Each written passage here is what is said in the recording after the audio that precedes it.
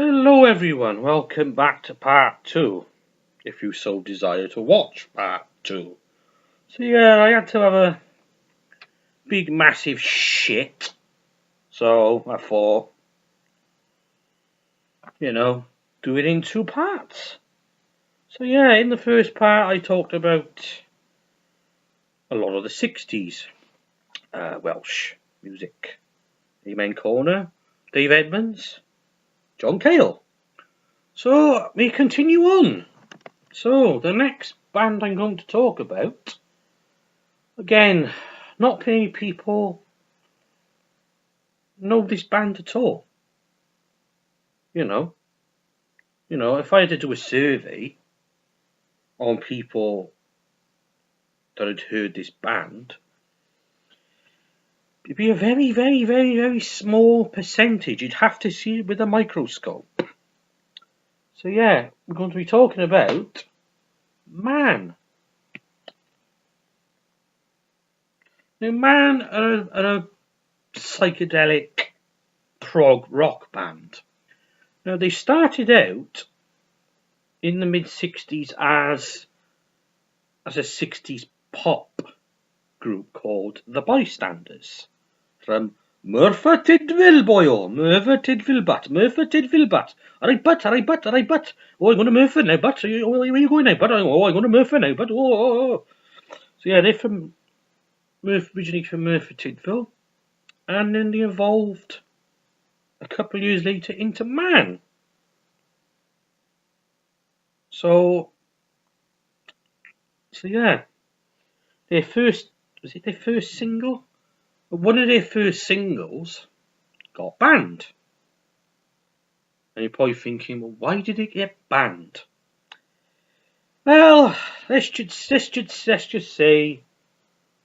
the title probably didn't help, Erotica, and the noises on the record probably didn't help its cause. Orgasm! Yes. Orgasmic noises on the record. Shh.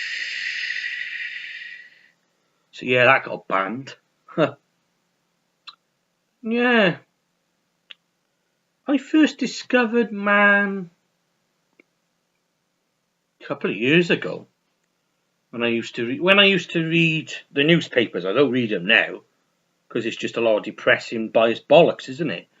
But when I used to read the newspapers, I think it was the South Wales Argus. I remember reading an article on Man because there was an exhibit of the group in Swansea Museum, and I thought, I gotta go to that. Oh, that sounds interesting. And for some reason, I never bothered. For some reason, I got all excited about it. I was like, oh. And then, I don't know what, something must have happened that prevented me from going, but that's how I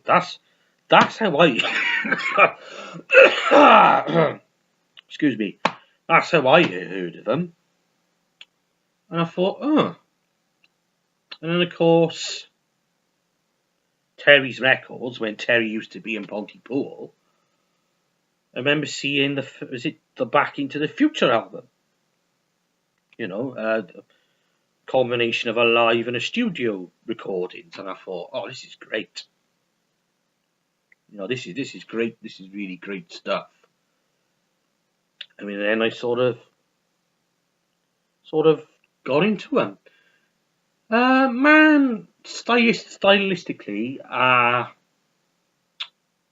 they sort of put different. Let's just say they put different mixtures into a cooking pot.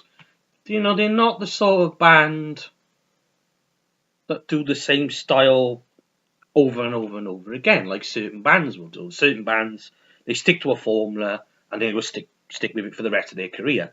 But Man, they sort of like a bridge between prog rock and pub rock.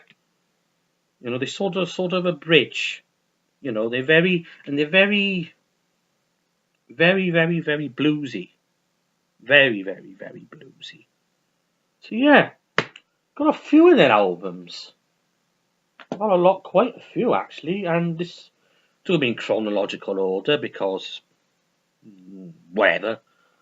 So yeah, be good to yourself at least once a day. Now that sounds like a good motto, doesn't it? Be good to yourself at least once a day. It does, doesn't it? You know, I could probably, I should tattoo that on my face, shouldn't I? In blood.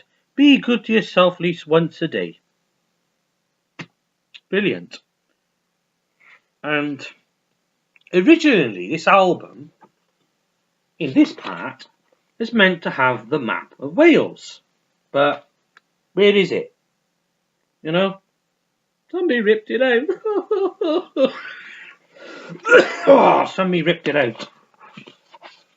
Because the map of Wales is supposed to be in here. But, I mean, it plays alright, so that's something, isn't it? And this stylistically, this album is very, it's quite Doorsy. It's very much like the Doors, you know, very heavy keyboard organ style. You know, Philip Ryan, just an absolutely great keyboard player. And this was recorded in Rockfield. Is it Phil Ryan now? I hope I'm getting his name right. Yeah, Phil Ryan, great keyboard player. Brilliant. Yeah, this was also produced by Dave Edmunds and recorded in Rockfield. And it's got probably the most famous song on here, Bananas. The lyrics to Bananas are just, they're so banal, but at the same time they're genius. You know, I like to eat bananas because they got no bones. I like marijuana because it gets me stoned. Just brilliant. Just brilliant. And Come On is a great little energetic song. Really good. Yeah, it's a really good album. Really good album. Next one. Again, another great title. Rhinos, Winos and Lunatics. Well, I'm not a rhino. I've never been a wino. But I'm definitely a lunatic. For sure. and again, this album is more, it's more bluesier. You know, it has that it has a Dr. Feelgood vibe to a lot of the songs, like Taking the Easy Way Out. You know, I can imagine Dr. Feelgood doing that song, covering that song. You know, it has that bluesy pub rock style. You know, is it Scotch Kerosene? That's another good one. Is it Scotch Corner on you? Scotch Corner. I think Scotch Corner's on this one. Yeah, Scotch Corner. Which is about a guy wanting to commit suicide. Yeah, but what I like about the song, it's just so uplifting. It's the most uplifting suicide song I've ever heard. A bit like Van Halen's Jump. That song's about suicide, but you can't help but dance to it. You know, I'm going to commit suicide now, but by the way, I'm going to go. You know, bizarre. You know, imagine me on top of a tall building break dancing before I snuff it. Whatever, innit? So yeah, great album, really good album. Next one is probably, I'm not sure it's my favourite, but it is good. Slow Motion. And this album is probably, out of all the albums I've got, is the most softer, more gentle, more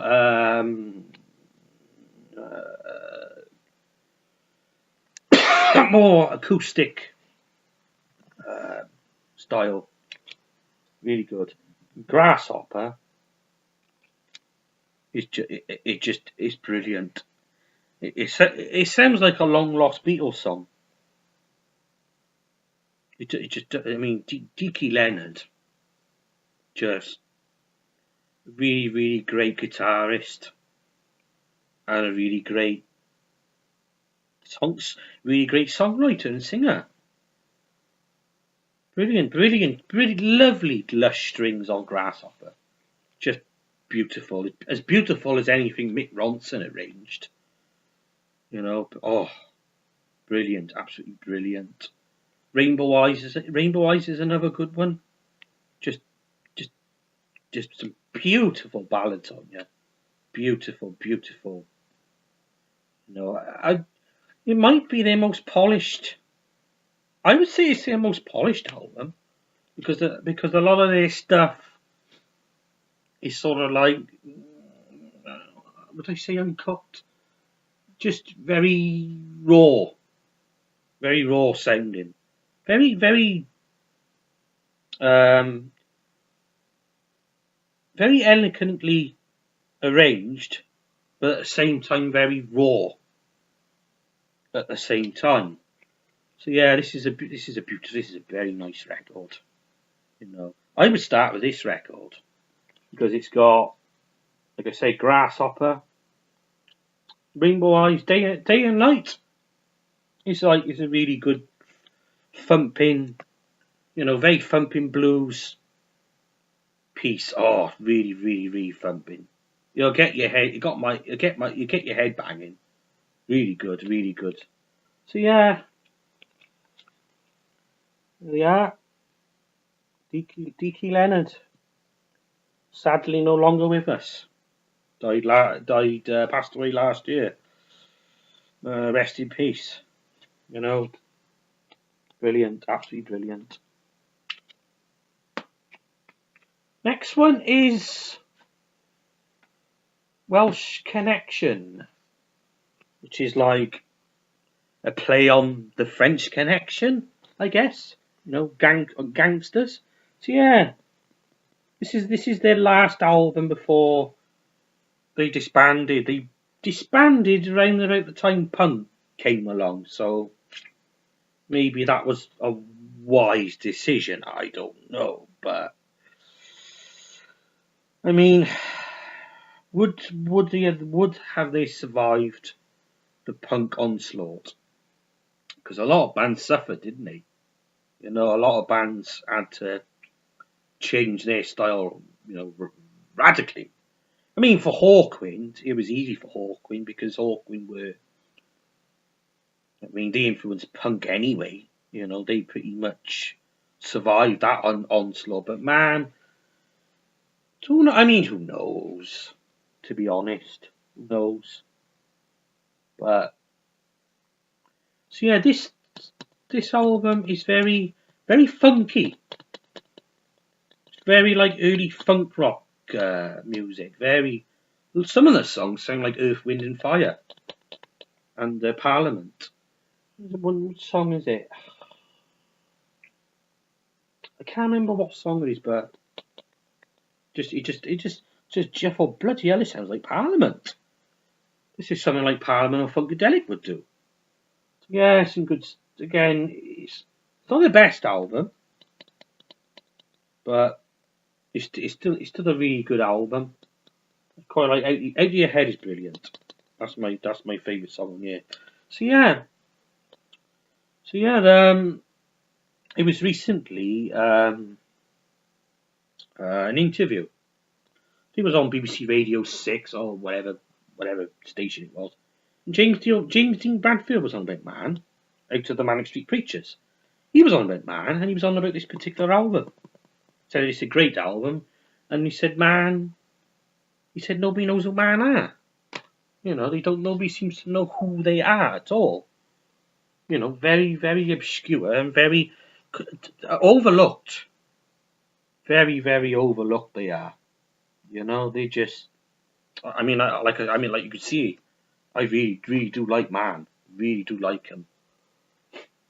And of course, they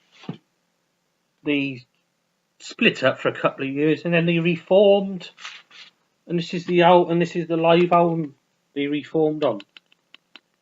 Just brilliant live. You know, very, very, very, very, very good live. Very energetic. Very. They give it all. You know, balls out. You know, it's balls out.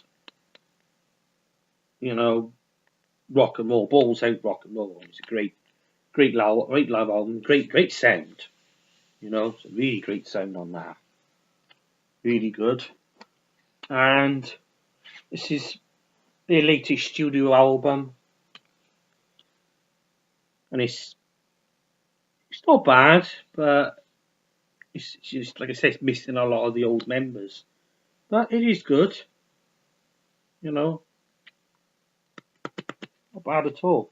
Pretty good. Yeah, Man, just completely underrated, completely unknown, and they deserve a bigger audience. They just do, you know. They just do. So yeah, that was Man.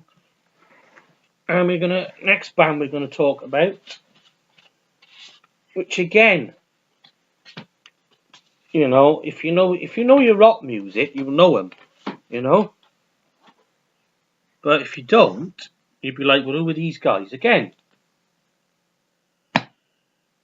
Let's break it down. Right, metal, early metal. Now, who do you think of? You know, what's the first three names that come to mind when it comes to early metal? Zeppelin, Deep Purple, and Black Sabbath. But this particular band we're going to talk about next, unless you know who they are, you'd be like, well, no, I don't know them. So the band we're going to talk about is Budgie. Now, Budgie are early heavy metal. There's the singer, Burke Shelley. Now, these guys, they were at the forefront. You know, they formed around the same time as Led Zeppelin, Black Sabbath. Around about the same time, and just nobody knows who they are. You know, they're absolutely incredible. Incredible. Very, very, very, very, very dirty, raunchy sound.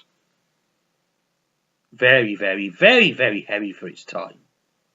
You know, Bread Fan, covered by Metallica. When I heard that for the first time, I was like, this is from 1974. You know, I thought it was from 1982. You know, the new wave of British heavy metal style. I thought it was that. But it was. And when it said 1974, I was like, wow. Well, these guys are awesome.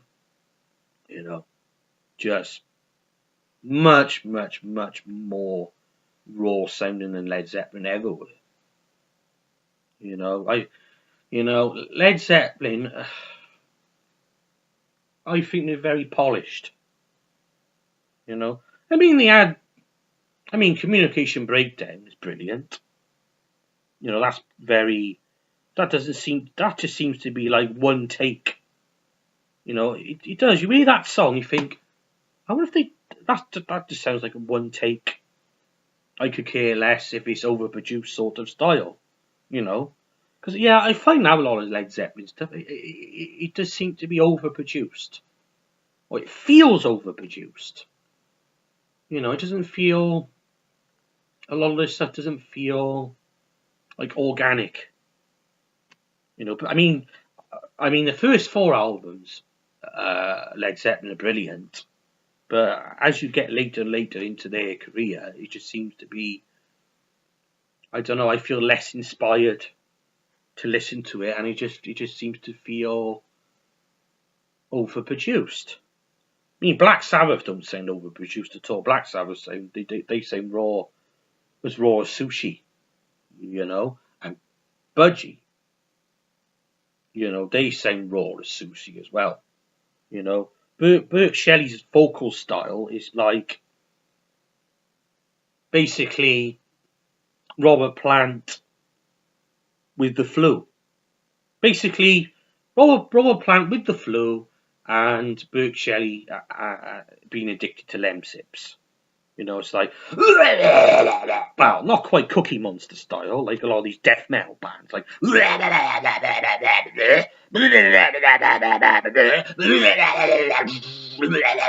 all that fucking crap. You know, you can actually, you know, you can hear the lyrics. You know, in for the kill, crash course in brain surgery, just brilliant. In for the kill. You know, it's brilliant. It's probably their best album from 1974. You know, it's got In for the Kill, brilliant. Crash Course in Brain Surgery, covered by Metallica again. Yeah, a lot of speed metal and thrash metal covered this band. Quite a few.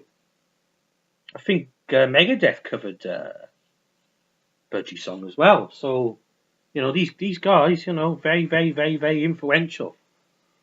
What else on your Zoom Club is really good as well. Wondering What Everyone Knows is a good ballad. Again, very diverse band. You know, they would do really short, punchy songs. You know, really long, sophisticated songs. You know, really nice, delicate ballads. Budgie could do it all. You know. You know, they really could. Great, it's a great. I would start with this album here because it's great, absolutely brilliant. You know, it's a perfect. For me, that's a perfect introduction. Next album, Bandolier, is good, really good. Again, look, I love the artwork. You know, brilliant, lovely artwork. You know, that's what's missing. That's what's missing from modern music is really nice album covers. You know, it was just the band going, oh, let me get my face in. You think, oh, fuck off, you fucking Dorian Grays, fuck off, will you? You know, give us some beautiful artwork like this. You know, brilliant. Got some good stuff. I mean, you know, great guitarist, this guy. Brilliant. Up there with Blackmore and all and Judas Priest guitarist and Saxon guitarists. He's up there. For me, he's up there. And again, Steve Williams, great drummer. You know, listen to Hammer and Tongs on In for the Kill. Just brilliant drummer. Breaking All the House Rules is on here. Again, great song. Really good. Bandolier is great. Impeccable is their next album. Is it their next album? Well, it's the next album I got chronologically anyway. So yeah. Not a bad album. You know, they haven't lost their style. They haven't lost their style at all, but I don't know. It feels a bit less inspired, but it's still a good album. You know, Melt the Ice Away is a good little song, and this one it's very well, it's the 80s, so it's very 80s sounding. There's quite a few songs with synthesizer on you, but it's not overbearing. I don't think it's overbearing, the synths on you. You know, compared to a lot of hair metal. And I was like, oh Jesus.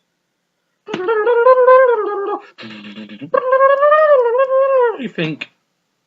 I mean, I love my synthesizers, but I'm thinking, this is like cheese on toast. This is like melted cheese on toast. This is this song. What's this? What's this? I'm like, oh my god! It's like, what the fuck? Talk about cheese. You know, talk about cut the cheese. I don't know about anything else. So yeah, Deliver Us From Evil. It's probably, I mean, it's got my favourite Budgie track on You're Bored with Russia, which is a great little track. You know, just really good. Budgie.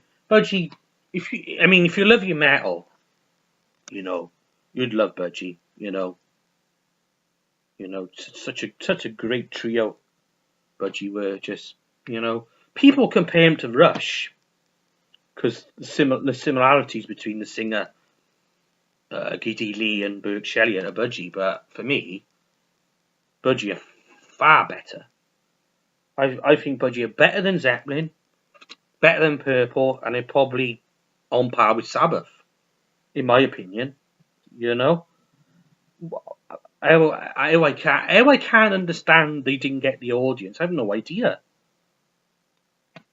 I just don't know. It's not something I can explain. I mean, Sabbath,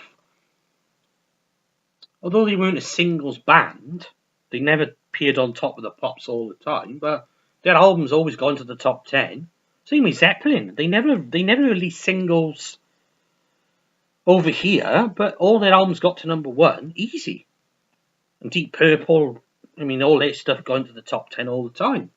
But for Budgie, it just didn't seem to happen for him. I don't know. It's like a lot of these bands I've talked about. They don't seem to, unless you know your music, you're not going to know them. You're not going to know them. And an interesting fact about Budgie is that the Pistols supported them in Hastings Pier in 1976. Jesus. Can you imagine that? Pistols. Imagine Budgie. They'd be like, oh, look at these Sex Pistols, boy. Oh, what's going on here? Oh, bloody hell, look, that's Johnny Rotten, eh? Johnny Rotten. You know, Johnny Rotten is Johnny Rotten, eh? Look. You know, hello, Mr. Rotten, how are you today? Boy? Would you like a Welsh cake? It's like, oh, bloody hell, look at him there, look at him there with his dick out there, look at him showing his dick. Who's that supposed to be? That's the guitarist. Bloody hell, boy. Oh, if is that what the guitarist does? What did the drummer do? Oh, bloody hell, I think we need to hide our equipment quickly. They can't wreck our equipment. I can't imagine that combination, Budgie and the Sex Pistols, but whatever, innit? So yeah, Budgie, really good early metal. You know, most of their albums are on Spotify, and there's a couple, and I think In for the Kill is on YouTube. Just type it in. Trust me, you won't regret it. You won't.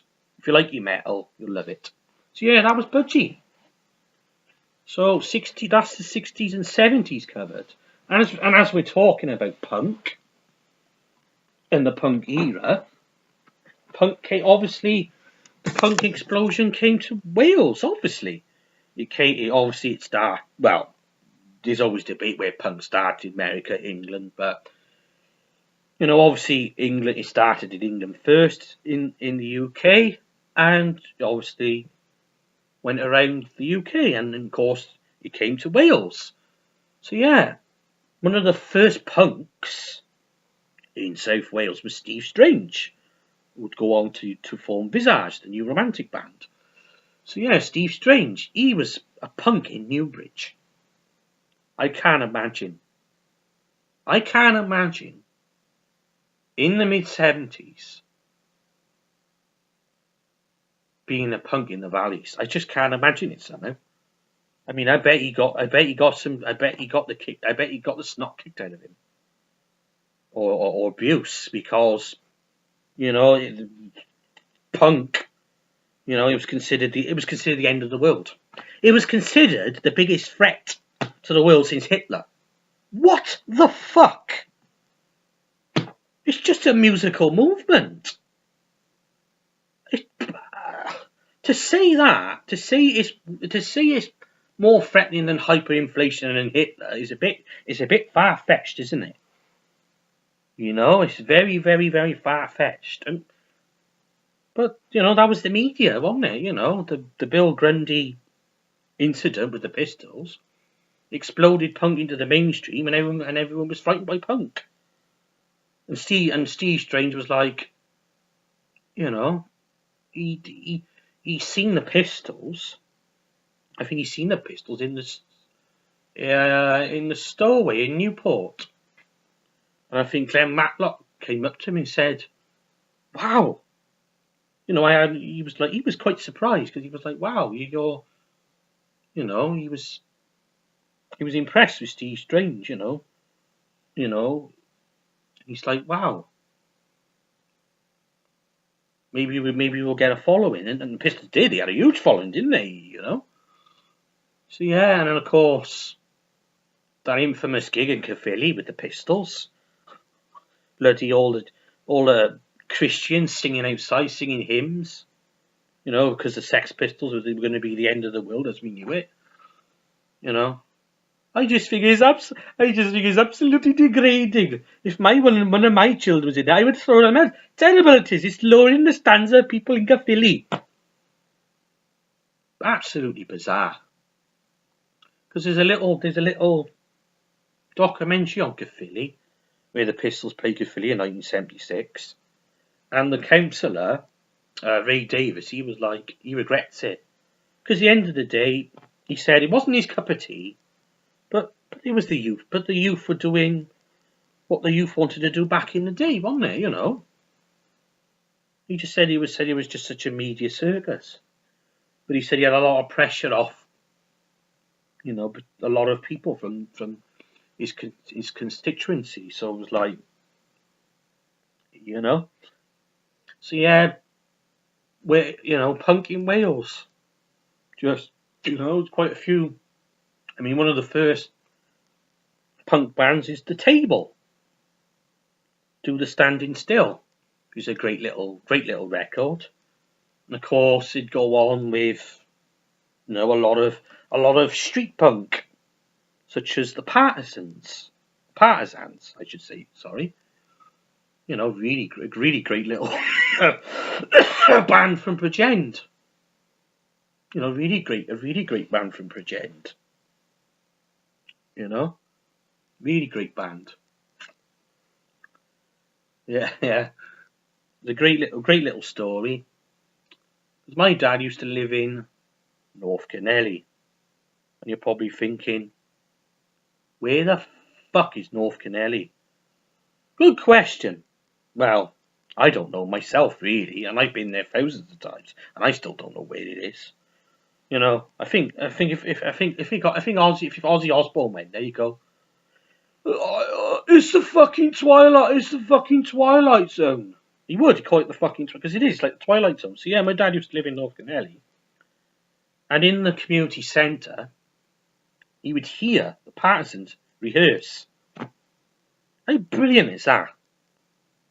I'd have been on a fly on a wall, listening to them rehearse. Brilliant. Yeah, I mean, they're a great little band, the Partisans. They're brilliant. Police Story, Bastards in Blue. A lot of punk songs about police brutality, which, you know, quite frankly, still relevant today, isn't it? Police brutality. Doesn't matter what country it is. You know, it all experienced police brutality, and quite frankly, I think it's disgusting. Police brutality. You know, I think it's unnecessary, and it's disgraceful. You know, because you hear stories all the time. You know, with mentally ill people, you know, getting attacked by getting beatings from the police because the police haven't got any mental health training. You know, it's just disgraceful. Police brutality. I disagree with it. You know, it was up to me. The police wouldn't have guns. You know, if I was a fucking American president, he wouldn't have fucking guns. You know, it was up to me. You know, none of these tasers and all that shit, it wouldn't happen. You know, you don't need that. You really don't need it. At all, you know? So yeah, Partisans, you know, very like very aggressive street punk, a really good 80s street punk, and of course, post-punk, the Young Marble Giants, great little band there from Cardiff, really good, very good, some good songs. Searching for Mr. Right, brilliant, great little. What's the name of the album? I forgot the name of the album. Yeah, I forgot the name of the album. So yeah, punk. And tell you what I forgot to mention. But then again, it's sort of linked as we're talking about punk. Now, Joe Strummer of The Clash used to live in my home city of Newport. Oh, yes, he did. Yes. So yeah, he lived there before he was in The Clash and the 101ers, his pub rock band. Yeah, he lived there for a couple of years. He worked for the council, doing odd jobs. I think he worked in at Malpas, somewhere in Malpas, and I think he worked in St. Woolis Cemetery as well. So yeah, he was doing odd jobs. And if you go to Pentonville in Newport, one of the flats, or one above the flats, is a blue placard saying Joe Strummer lived here. Because yeah, I think he was studying art. Yeah, I think he was studying art. Yeah, he was, and I think he's seen this band here, Crazy Cavern and the Rhythm Rockers, which are like they're from the 1970s, but they're a 1950s rockabilly, rock and roll revival band. And I think he's seen these guys in one of the clubs in Newport, and he influenced him to form the 101ers. So yeah, these are a great little band, Crazy Cavern and the Rhythm Rockers. You know, if you like a rockabilly, old 1950s rock and roll style, you'll love it. I haven't listened to it yet, but I've heard a couple of songs off it, and it's really good. So yeah, Joe Strummer. As we're talking about Joe Strummer, yeah, my dad's seen him in TJ's. Now, if you don't know what TJ's is, TJ's was a venue, music venue in Newport, and legendary, very legendary. You know, it's a bit like it's mythical status, or legendary status, I should say, is probably comparable to CBGB's. You know, I mean, there was no dog shit on the stage like in CBGB's, but you go in the toilets, no toilet paper. You know, it stink of stale urine. You know, there'd be flies coming out the toilet like fucking Candyman. You know, there'd be people getting blowjobs in there and shit like that. It's a great. I mean, everyone played there. TJ's, the Ramones played there. Kurt Cobain supposedly proposed to Courtney Love in TJ's. So TJ's legendary place. I mean, I went there for a couple of years and seen some great bands in there. You know, some really good bands in there. So yeah, my dad's seen Joe Strummer a couple of days before he died in 2002. Yeah, both pissed out their heads. Yeah, I can imagine that. And my dad went up to him and went, "Oh, Joe, you're a legend. You're a legend." And Joe was like, "Ha ha ha ha ha. You're a funny guy." Just bizarre. So yeah, my dad got his signature, and a couple of days later he died. 2002. Just such a tragic loss here. Very, very tragic, because he had a heart defect and he could have had a heart attack at any time. He was only 50. Absolutely no age at all. Nowadays, anyways, no age at all. So yeah, Joe Strummer. So we've gone punk era. So we've gone through the post-punk era. Now we can go on to, finally, Jesus, 40 minutes. Try and keep this short then. We're going into the late 80s, early 90s, the Britpop era. So yeah, the mid 80s for Wales. Quite a few bands, and one of them, which particularly stands out for me, is the Darling Buds. Darling Buds is sort of like very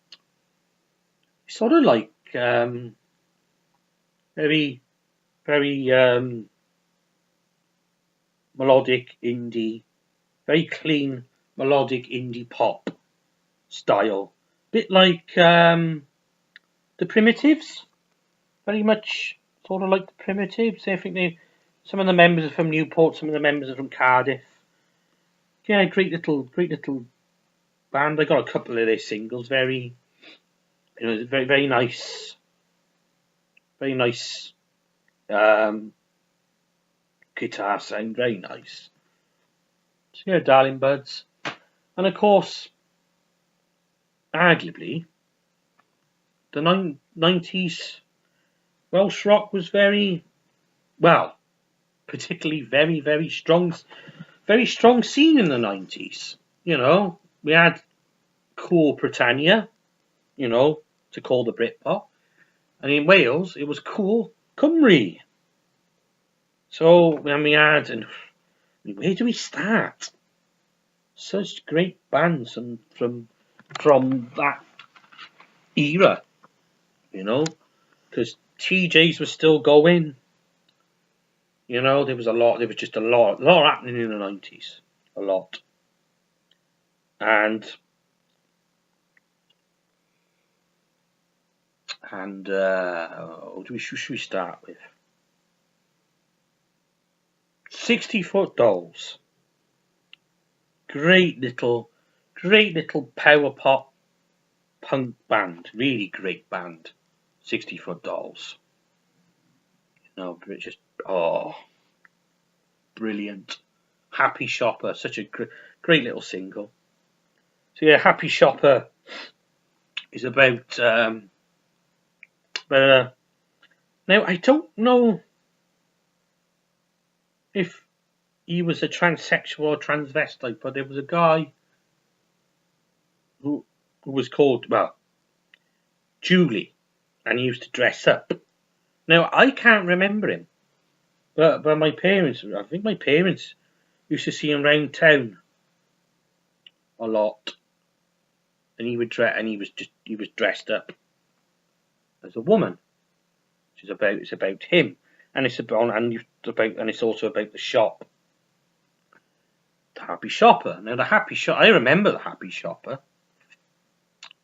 Used to get my sweets in there before school. I used to go in and get my sweets. Used to be on the corner of my street, about 5 minutes away. Brilliant. Used to get all my sweets in there. And I think my mum used to see him in there quite a lot as well. Just that's what the song's about. Brilliant. And first album was just brilliant. Absolutely brilliant, just brilliant. Very much reminiscent of the Buzzcocks, the punk band, but very has that style which I love. Aggressive punk pop songs. Short, sharp, and to the point. Really good stuff. And the 60-Foot Dolls supported the Sex Pistols. Finsbury Park, 1996. I bet that was incredible to see the 60-Foot Dolls and the Pistols and the Buzzcocks. God, it's like a wet dream, isn't it? It's like a punk rocker's wet dream, isn't it? Just brilliant. So yeah, 60-Foot Dolls from Newport. We had a couple of singles, 2 albums. Will they ever reform? I don't know. I wish he would, but I think one of the members has got an anxiety disorder, so he doesn't leave the house, which is a shame.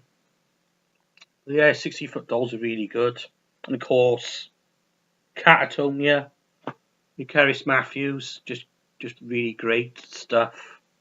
You know, I got a couple of their CDs somewhere, really great, and of course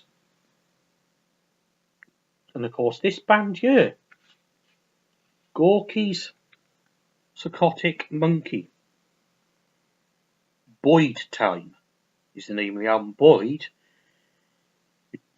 means food in Welsh. Boyd Time. So this is Boyd Time. Now, this album has a very varied mixture. It's sort of like 60s psychedelic mixed in with, it's sort of like Beatles mixed in with Gong, mixed in with Welsh folk music, because some of the songs are sung in Welsh. Very, very, very, very, very eccentric. Yeah, it's a lazy word, eccentric, but yeah, it has a very eccentric style. So I really, really, really like. And these guys are very hard to get hold of. Gorky, Psychotic Monkey, are very hard to get hold of. Because none of their albums have been reissued on vinyl, which is a shame. I mean, I buy them. You know, I would buy them if they reissued their stuff on vinyl. Yeah, very, very bizarre. And when you look at that, it's like something out of Monty Python meets Lord of the Rings meets, I don't know, it's just very, very, very, very, very bizarre. Sort of like a pagan wizard,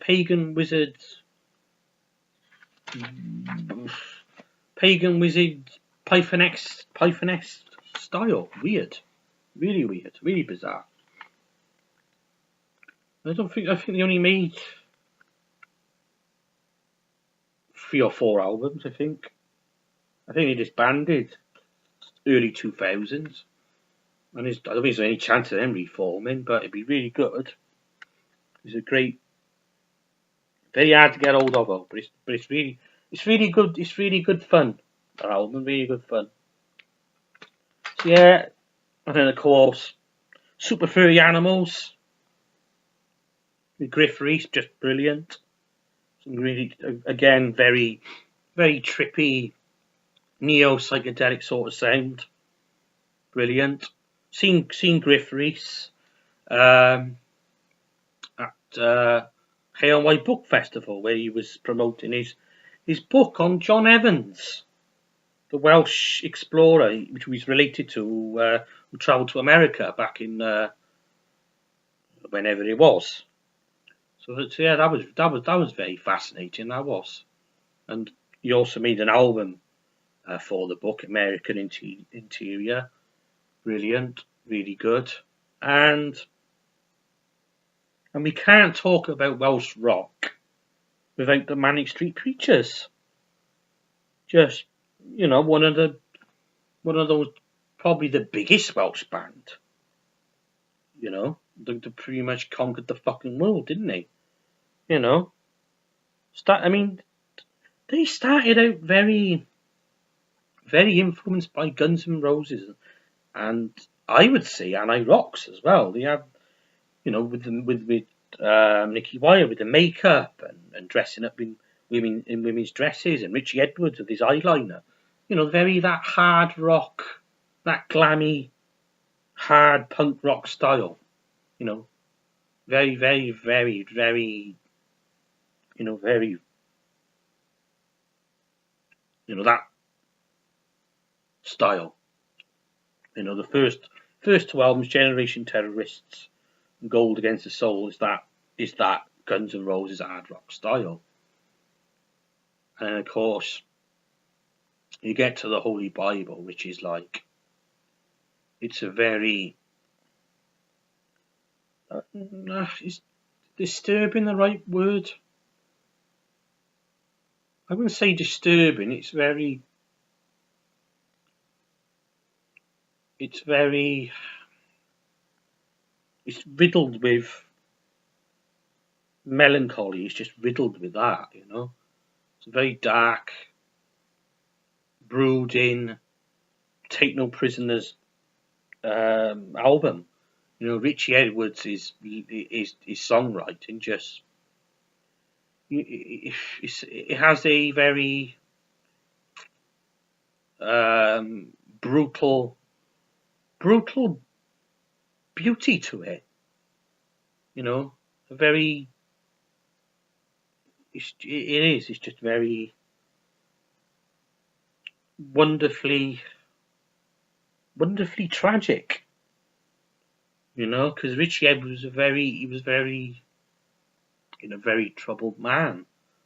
You know, you hear him suffering with anorexia, and you know, and you know, a lot of the lyrics is about, you know, his struggle with that awful illness.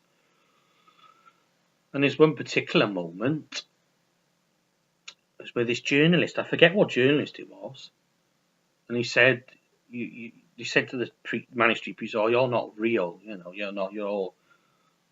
And Richie Edwards carved for real into his arm.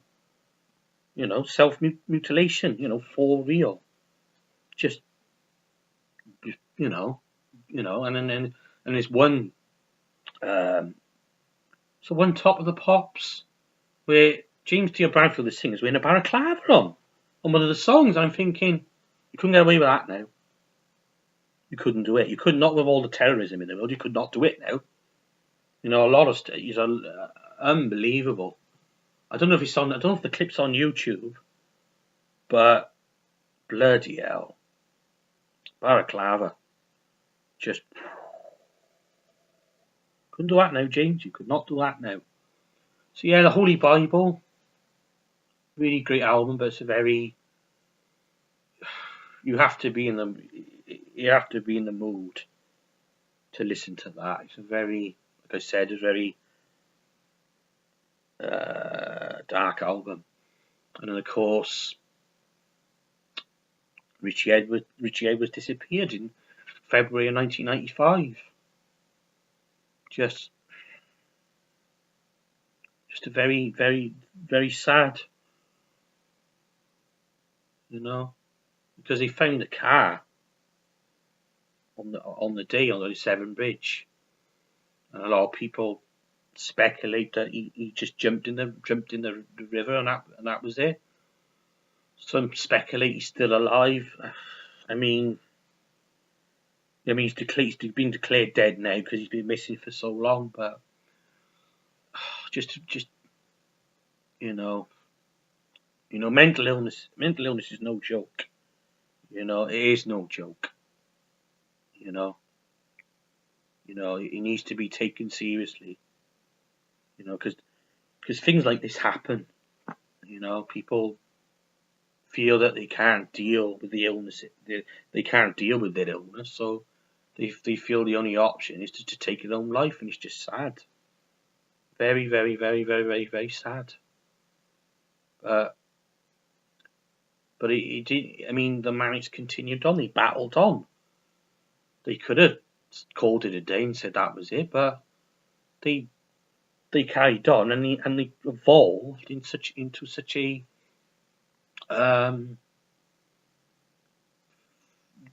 into a even better band.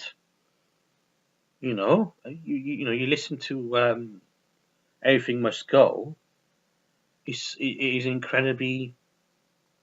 I mean, the orchestral sound on the songs are just very, very lush. You know, I mean, they kept the big sound, but their sound became more Very, very well crafted very well crafted, sophisticated, and more euphoric as well. You know, you listen to a song like Australia. You know, it's very, very uplifting. You know, they seem to be like, well, we it seemed to be. I don't know if it was a deliberate approach after the Holy Bible to be a bit more, but Everything Must Go just it still sounds great today. It just does. And to be honest, they seem to get better and better and better. The Manics, they sound. I think, you know, Rewind the Film is great. It's just brilliant.